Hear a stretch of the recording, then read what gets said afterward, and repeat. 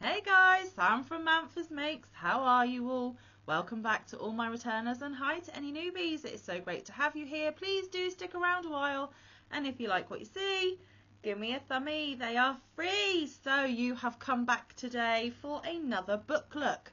I have a playlist on my channel with all my previous book looks that I have done, so I will link that playlist down in the description box should you wish to look at some of the other book looks that I have done. And just to explain what a book look is, I have a big stash of pattern books up in my library. I also have lots of magazine patterns, printed patterns, you name it. It's a separate hobby of its own, guys. Please don't judge. And to do a book look, I select a book from my shelves and we have a little bit more of a closer look at the patterns contained within. Now, I do have quite a few books, and there will be quite a few more of these that appear, but we'll just do them as and when the fancy takes me. And yeah, I hope you enjoy looking. Now, most of my books have either been gifted to me through Happy Mail, or I have purchased mostly from Amazon. I am not sponsored nor affiliated. You can get them from other bookshops as well, or if it wasn't Happy Mail or Amazon, sometimes I have got pre-releases from amigurumi.com. Now this one I believe was Happy Mail, and I was very happy to receive it, and I do believe that I have made at least one thing from here, maybe more, who knows, until we have another look at this. I have the Kawaii crochet book here. I do have this one in my collection, and I have done a book look on it.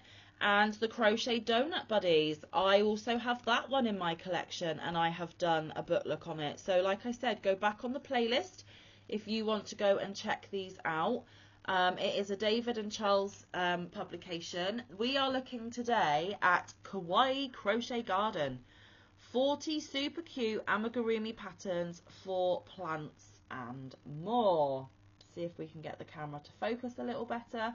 And it is by Melissa Bradley. Now, I love kawaii style crochet. It's cutesy, and what's not to like, in my opinion? Putting a face on a plant pot, for example, to me is super adorable. So this is right up my alley.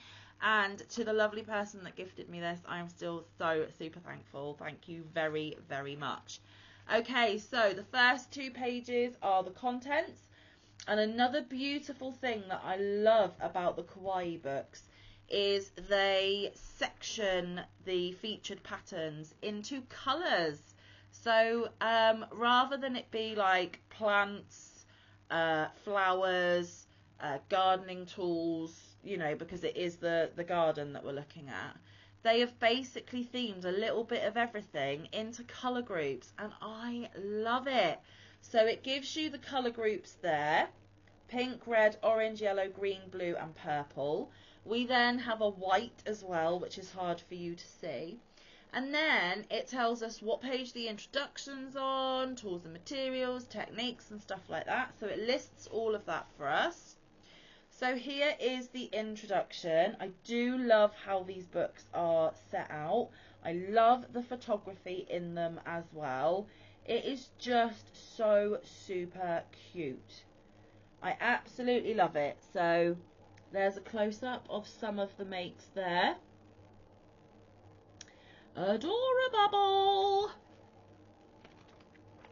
And then tools and materials have a double page spread, and I just love the rainbow. You know Manfa loves a rainbow. So cute, you know, kawaii creations plus rainbows. This is the perfect book for Manfa. I love it. So it walks you through that. It then gives you a little quick overview of colour theory, how to put colours together, complementary colours, all of that sort of thing, which is super useful. It also goes through some of the colour terms that you might hear, such as hue, saturation, shade, tint, etc. They have done a cute colour wheel, guys, made out of amigurumi ladybirds or ladybugs, depending on where you come from. So that is super gorgeous as well. Colour in nature. It tells you, you know, a little bit more in depth. And then we get to the first section, and the first section is Manfa's favourite colour after rainbow, and that is pink. So it says, the term pink derives from the garden pink dianthus, a small, sweet-smelling flower. However, in most European languages, the word for this colour is rose or rosa, taken from the rose flower. And they do group all of the pink makes into this first opening page.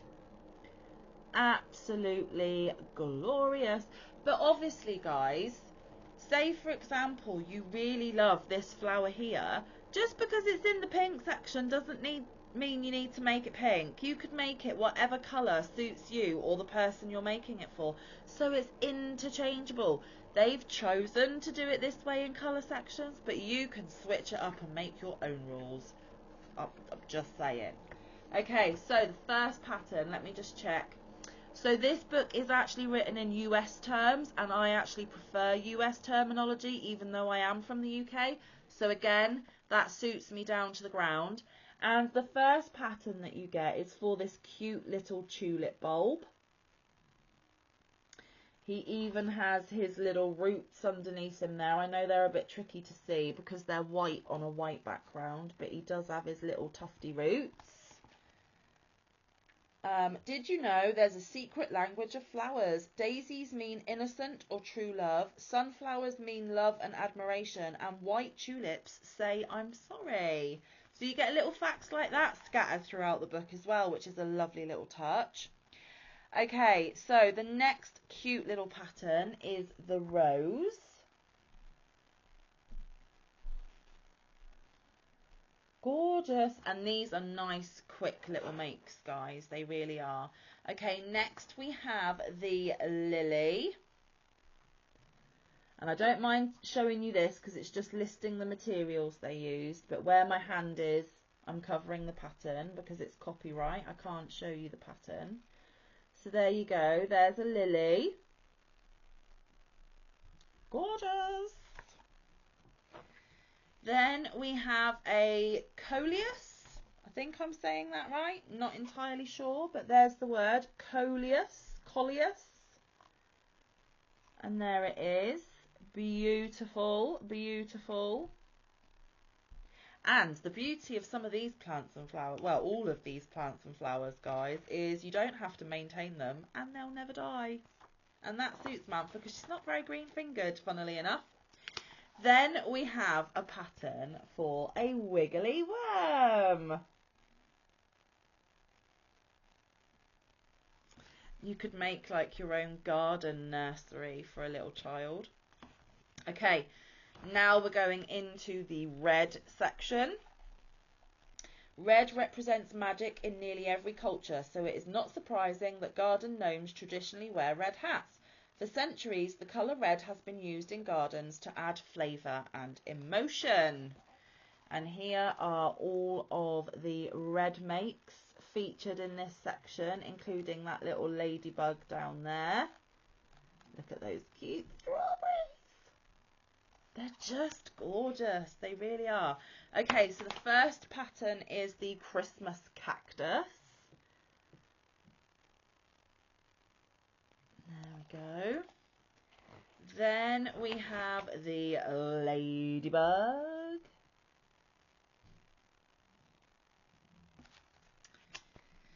Then we have the poinsettia.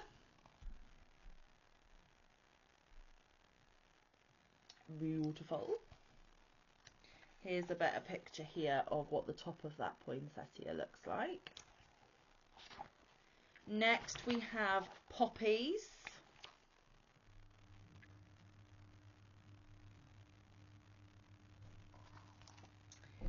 Next we have the strawberry plant. I think that is gorgeous. I love it. Gonna have to put that on my to-do list, I think. Okay. Then we're in the orange section. So believe it or not, the colour orange is named after the citrus fruit. Legend has it that prior to the 17th century, carrots were only white and purple until Dutch growers cultivated an orange variety as a tribute to William of Orange. There you go. And here are the orange items. Spoiler alert, Manfa made this here, but I didn't use these colours. I switched it up and I gifted it to my lovely Moo because a gerbera is one of my favourite flowers. And there is the said gerbera. So I have made this pattern before. I really, really enjoyed it. It turned out super cute. I actually did a rainbow vase and a pink gerbera, I think, if I remember correctly. Next we have a marigold. That's cute as well. Cute, cute, cute. Just so that you know, you are going to need some extra materials with these makes, or some of them, things like wire and stuff. So just be aware that it's not just a hook and yarn, you may need a few other bits and pieces for these. Next we have the prickly pear cactus. Oh, itchy nose, do apologise. Then we have seed packets. Again, if you were to make a little gardening play set for a small child, they would be super cute. Next we have a snail. Super cute. Super, super cute. Tiny little make, that one. Okay, next we are into yellow. It says bright colours attract the eye, and yellow is the top attention getter because it's the most luminous of all the colours of the spectrum. The colour of the sun is actually white, but due to the scattering of light, the colour we see becomes yellow. And here are the yellow makes. Okay. We have Billy Buttons. Never heard of those. It's a ball on a stick. But there must be a plant or a flower out there that is called Billy Buttons and looks like that. Then we have a calla lily.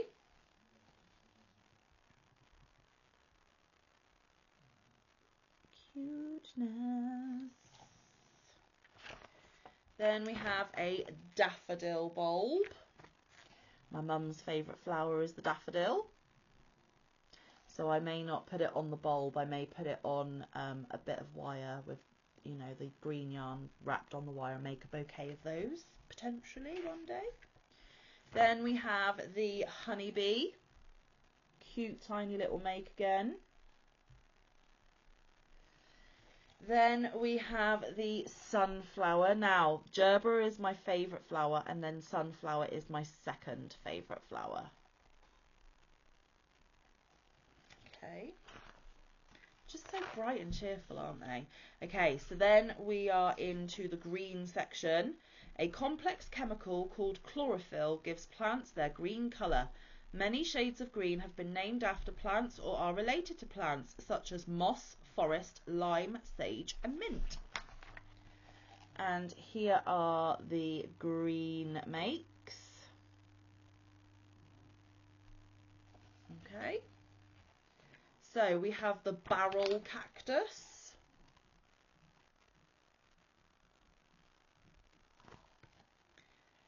And we have clover.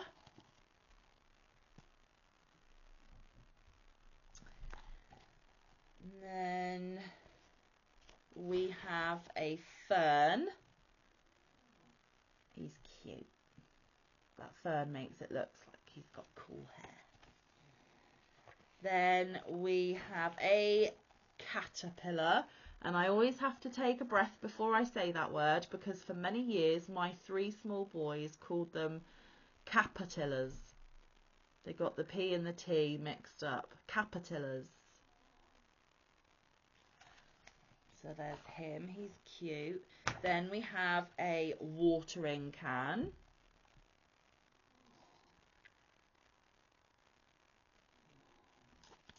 Awesome. Right, now we're into blue. Blue is one of the rarest of colours in nature. Even the few plants that appear blue do not actually contain the colour. They have simply developed some unique features that use the physics of light. Okay, so here are those makes.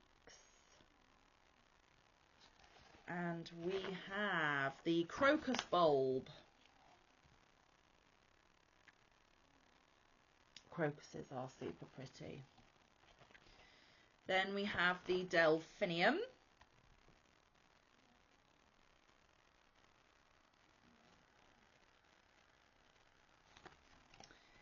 Then we have a trowel. Little spade, hand spade for your gardening. Then we have the daisy, and I've also made the daisy, guys. This is the other make that I have made from this book, and again I gifted it to my crafty moo because the gerbera represented me with the rainbow vase and the pink colour, and it's my favourite flower, and the daisy represents crafty moo because daisies are Moo's favourite flower, but I did her petals. No, I did the daisy traditionally, and then I changed her pot to a lilac-y purple because purple is Moo's favourite colour. Then there is the forget-me-not.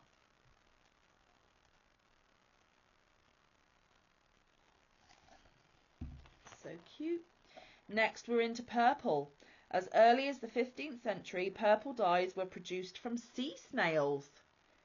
One of the first synthetic dyes was also a shade of purple. It was created from chemicals derived from coal tar. Wow. Here are the purple makes. That's a little bug down there. He's a bit hard to see, but hopefully when I get to him, he's a bit clearer. Okay, so we have an iris bulb.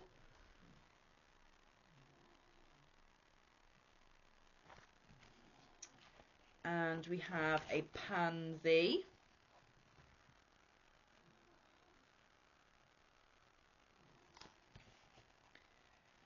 And we have African violet. She looks sassy. And there is a better representation of the violets there for you. Then we have the ranunculus.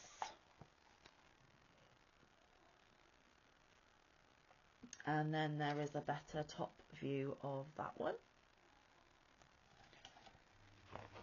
And then we have the beetle. It's because they've used a super dark purple. I don't know how clear you can see that, but I am trying for you guys.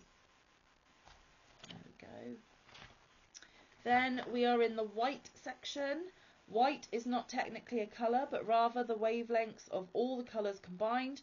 We could not see all the beautiful colours in nature if it wasn't for white light. So white literally lights the way. And here are the white makes.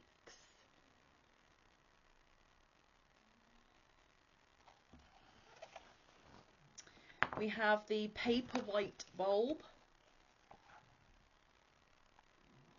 And these are going to be tricky to see because they are on a white background. Here is Lily of the Valley.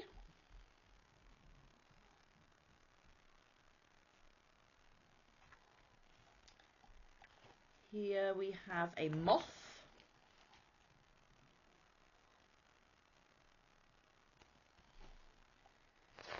Next we have String of Pearls.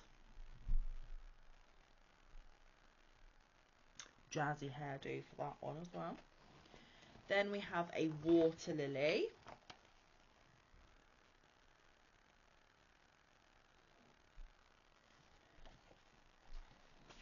And then we go into the techniques with this beautiful double page photo.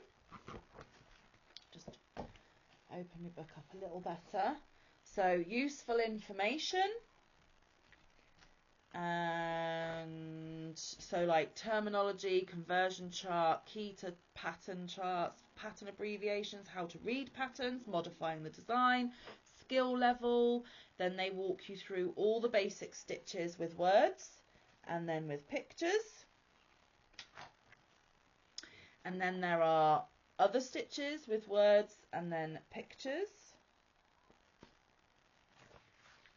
And continued on. But isn't that a lovely photo, that one? What a lovely display.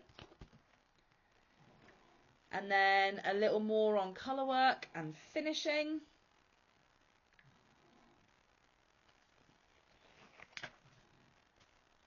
Making up, so like the sewing up and where all the pieces go.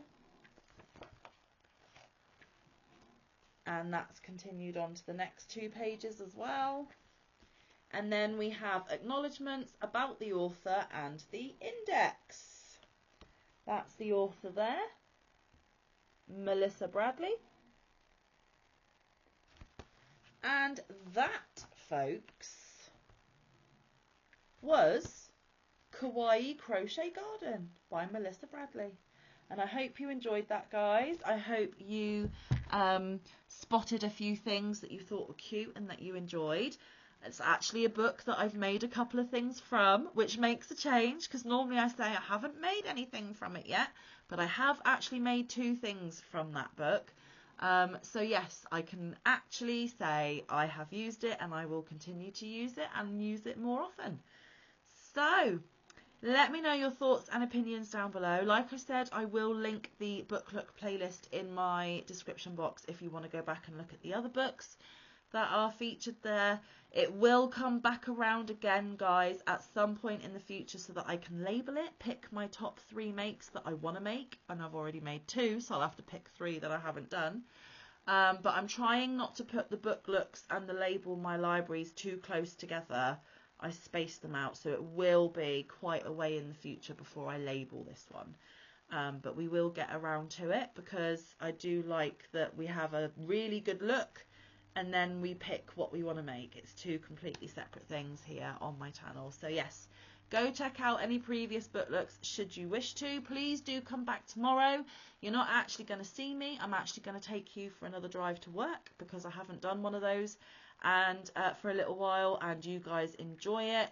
So we're just going to have a chat on either the way to work or the way home from work, who knows. But yes, we are in our summer, and even though it's been a bit of a rubbish summer and the weather hasn't been all that great, you will see a difference hopefully in the scenery from the last time I took you. So yes, if you fancy driving along with me tomorrow, head on back here. But until then, stay safe, be kind, look after one another, get some good quality time in with your loved ones, and get some good quality crafting time in. I will see you in the next one, or around the YouTube streets. Bye guys, love you loads.